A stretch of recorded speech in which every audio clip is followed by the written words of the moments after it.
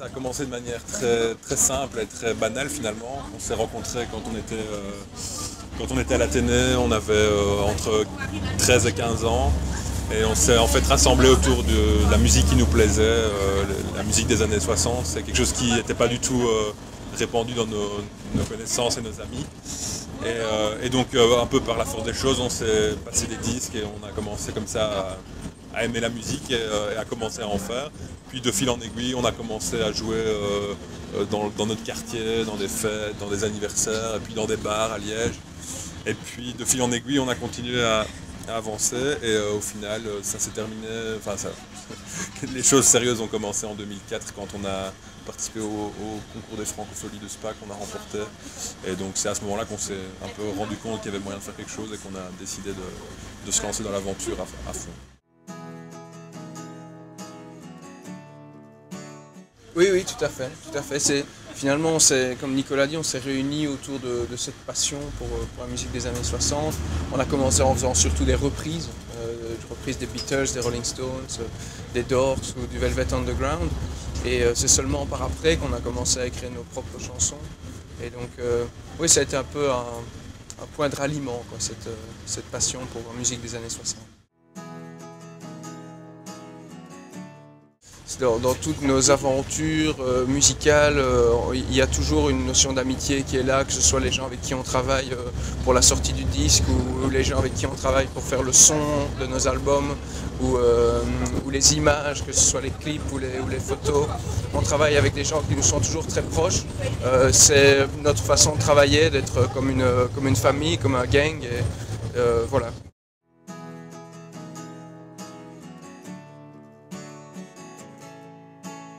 Il s'est passé beaucoup de choses, c'est vrai que 4 ans c'est assez long entre deux albums, mais il faut savoir que déjà après la sortie du premier album on a fait énormément de concerts, donc on a fait une tournée d'une centaine de dates en Belgique francophone, de 65 dates en France, on a tourné en République tchèque, donc on a fait beaucoup de concerts.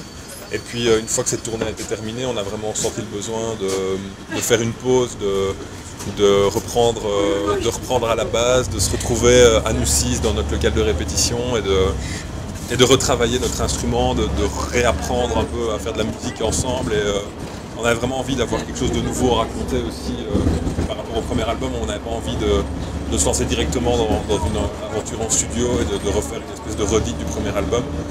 Donc on a choisi de prendre le temps et au final on a réussi à dire à notre maison de disques de nous oublier pendant quelques mois, de nous laisser travailler tranquillement et on est revenu, c'est nous qui sommes revenus vers eux quand on a estimé que là on avait avancé, quoi. On se réjouit parce qu'on est avant tout un groupe de scène, on a toujours voulu se produire sur scène le plus possible, que ce soit à l'époque où on démarrait, où on n'était pas du tout au point, mais on faisait déjà l'effort d'aller sur scène pour essayer d'apprendre.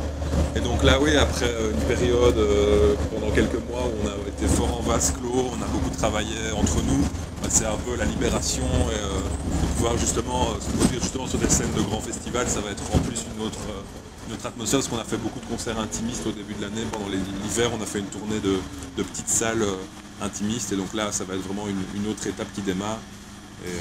Et donc voilà, on se réjouit.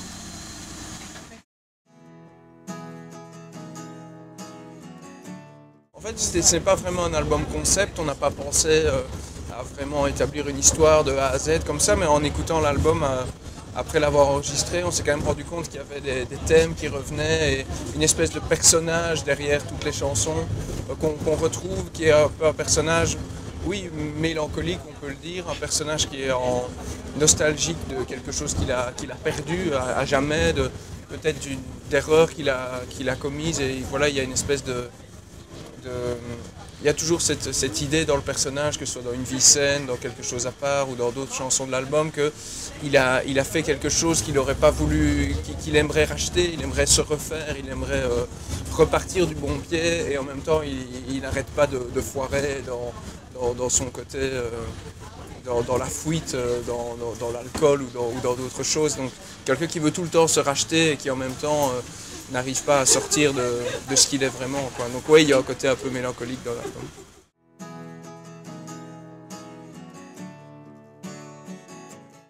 Oui, mais je pense qu'il y a, je pense qu'il y a ça dans certaines de nos chansons, un certain côté naturaliste dans notre chanson, dans notre musique, dans notre façon de la faire aussi. Et donc oui, c'est quand même un thème qui se retrouve là sans être explicite, parce que faire une chanson engagée, que ce soit pour l'écologie ou pour d'autres choses, c'est très difficile de faire quelque chose d'esthétique, quelque chose d'intéressant, je veux dire d'un point de vue artistique, et en même temps qui exprime des choses de façon très directe. Donc on prend toujours des chemins un peu contournés, mais on exprime quand même nos idées derrière tout ça. Disons qu'il n'y a pas deux artistes qui ont la même conception de ce qu'ils font et de pourquoi ils le font, mais je pense qu'il y a quand même qu'on soit artiste ou qu'on soit artisan ou qu'on soit ouvrier, on a quand même un rôle dans la société, et je pense que quand on est artiste, on est aussi citoyen, et il n'y a pas vraiment de barrière entre ces deux côtés de nos personnalités.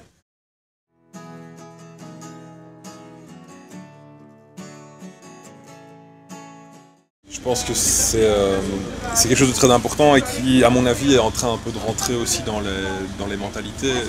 Ce qu'il y a, c'est qu'on est aussi assez jeunes, et finalement, cette idée c'est de combattre les gaspillages, d'optimiser les dépenses d'énergie, etc. C'est quelque chose, finalement, je ne vais pas dire qu'on est né avec, parce que ce serait un peu exagéré, on a quand même 25 ans, mais c'est quelque chose dont on parle déjà depuis un certain laps de temps.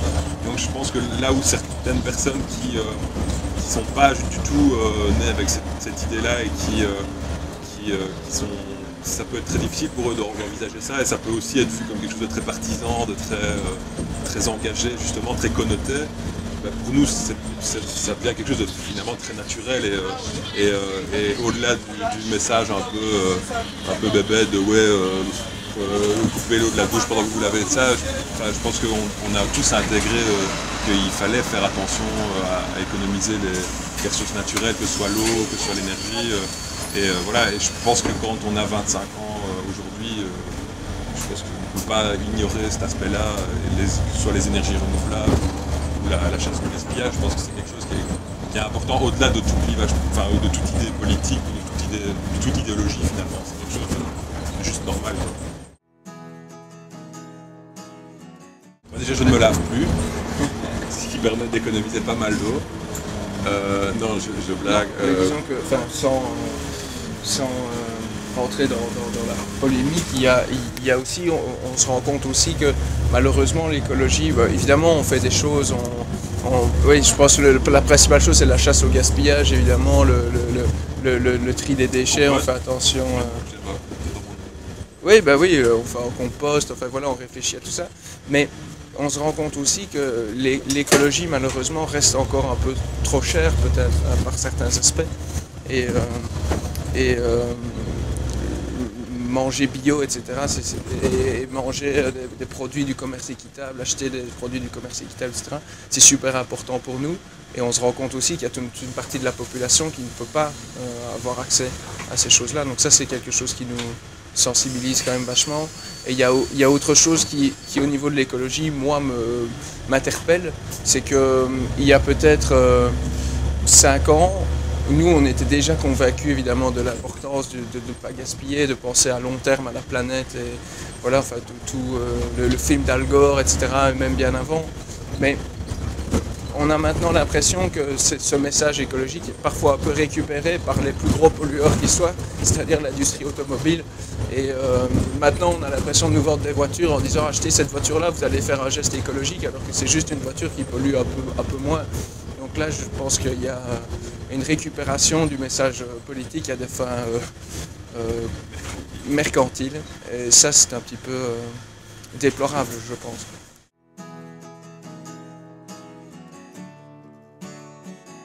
Oui, nous on est vraiment partisans des transports en commun, et je dis pas ça parce qu'on est dans un bus, mais c'est vrai que nous c'est quelque chose qui nous semble vraiment fondamental quand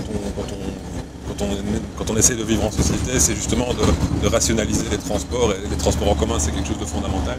Mais là aussi on en revient aussi à une réflexion, c'est que je pense qu'il faudrait encore faire plus d'efforts pour que les transports soient encore plus abordables pour les gens. évidemment, il y a plein de tenants et aboutissants économiques derrière, super compliqué, mais je crois qu'il faut vraiment faire un effort à ce niveau-là. Il faut que les transports en commun soient vraiment hyper concurrentiels par rapport à la voiture si on veut qu'un jour les gens changent vraiment leurs habitudes de mobilité, quoi. Ce dont on se rend compte aussi, c'est que ça fait longtemps qu'on présente la voiture surtout comme un moyen de liberté individuelle. On a une voiture à soi, chacun dans la famille a une voiture. Si je sais pas s'il y a les deux parents ont une voiture, dès que l'enfant a 18 ans, il a sa propre voiture, etc. On se retrouve avec des ménages qui ont 3 ou 4 voitures. Et c'est ce principe de liberté individuelle où on peut aller où on veut, quand on veut. C'est limite, on s'en rend bien compte parce que la planète est exsangue et qu'on s'en rend compte. Et en même temps, on continue à aller tous les navetteurs, Liège-Bruxelles le matin et Bruxelles-Liège le soir. On a souvent été avec le groupe, avec notre camionnette bloquée dans les bouchons, que ce soit à Paris ou à Bruxelles ou ailleurs. Et on regarde, et quand on regarde, on voit toujours une personne par voiture. Et alors que les voitures peuvent en mettre 4, 5, parfois il y a même des voitures qui peuvent accueillir 7 ou 8 personnes. Et là, on se dit, si simplement il y avait 2 ou 3 personnes par voiture, les bouchons n'existeraient plus et la pollution serait diminuée. 1, 2, 3, 4.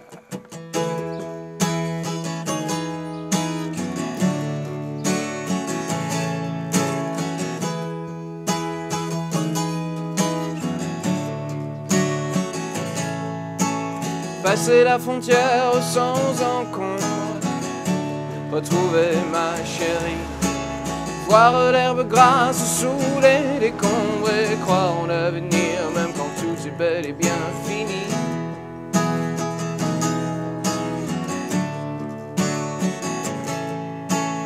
Nous nous sommes quittés au mois de septembre en se disant que c'était mieux, qu'il fallait s'arrêter sans plus attendre et se résoudre aux adieux. J'ai pris la route dans l'espoir de perdre les démons qui me gouvernent, et je suis parti vivre pauvre et solitaire sur les montagnes d'Auvergne. Passer la frontière sans encombre, retrouver ma chérie, voir l'herbe grasse sous les décombres et croire en l'avenir même quand tout est bel et bien fini.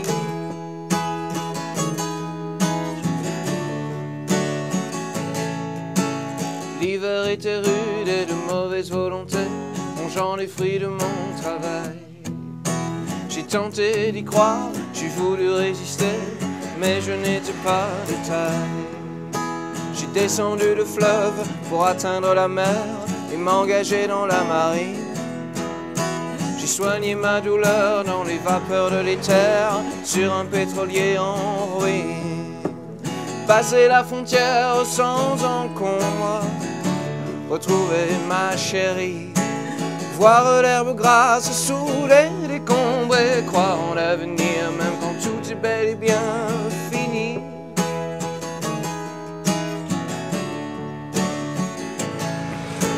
Je regardais le large, récitais mes prières, je laissais passer le temps.